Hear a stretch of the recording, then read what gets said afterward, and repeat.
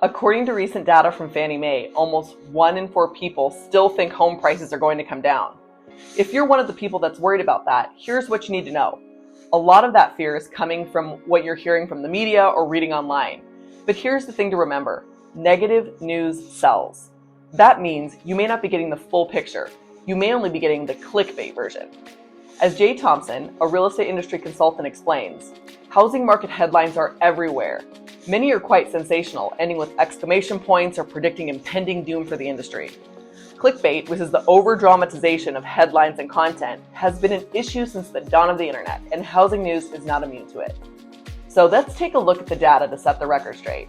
Home prices rose the majority of the past year. Case-Shiller releases a report each month on the percent of monthly home price changes. If you look at their data from January 2023 through the latest numbers available, here's what you'd see. What do you notice when you look at this graph? It depends on what color you're more drawn to. If you're looking at the green, you'll see home prices rose for the majority of the past year. But if you're drawn to the red, you may only focus on 2 slight declines. This is what a lot of media coverage does. Since negative news sells, drawing attention to those slight dips happens often. But that loses sight of the bigger picture. Here's what this data really says. There's a lot more green in that graph than red. And even for the 2 red bars, they're so slight they're practically flat. If you look at the year as a whole, home prices still rose overall. It's perfectly normal in the housing market for home price growth to slow down in the winter.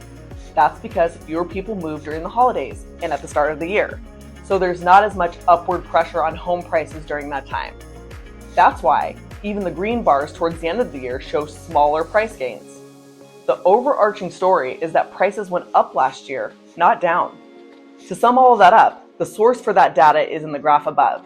Case-Shiller explains it like this. Month-over-month numbers were relatively flat.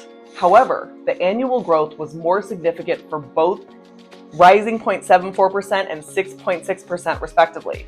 If one of the expert organizations tracking home prices trends says the very slight dips are nothing to worry about, why be concerned? Even Case-Shiller is drawing your attention to how those were virtually flat and how home prices actually grew over the year. So long and short, the data shows that as a whole, home prices rose over the past year. If you have questions about what's happening with prices in our area, let's chat. The Nicolle Gust team is always ready to help you make sense of what's transpiring in the real estate market.